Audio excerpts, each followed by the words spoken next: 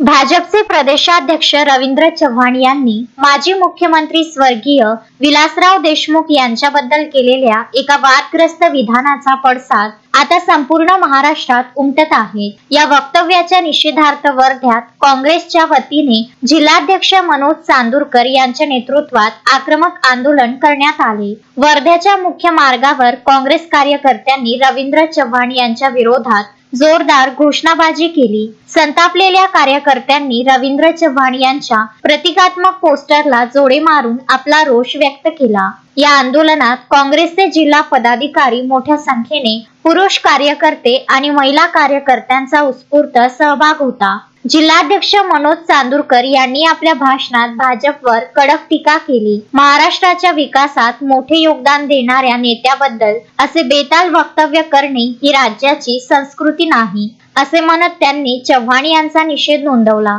या आंदोलनामुळे काही काळ परिसरातील वातावरण तापले होते।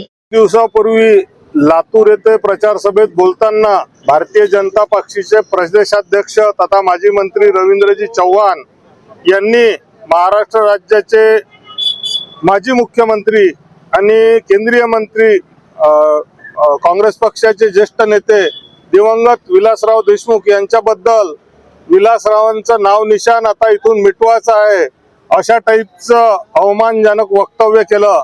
आम्ही या वक्तव्याचा तीव्र निषेध करतो आणि रवींद्र चव्हाण यांनी संपूर्ण महाराष्ट्राची, विलासराव देशमुख हे महाराष्ट्राचे नेते होते, संपूर्ण महाराष्ट्राची माफी मागितली पाहिजे अशी मागणी या दिवशी आम्ही करतो आणि त्यांचा निषेध करायसाठी आज आम्ही वर्धा जिल्हा काँग्रेस तर्फे इथं आंदोलन आयोजित केलेलं आहे। अश्विन शाह, विदर्भ न्यूज, वर्धा।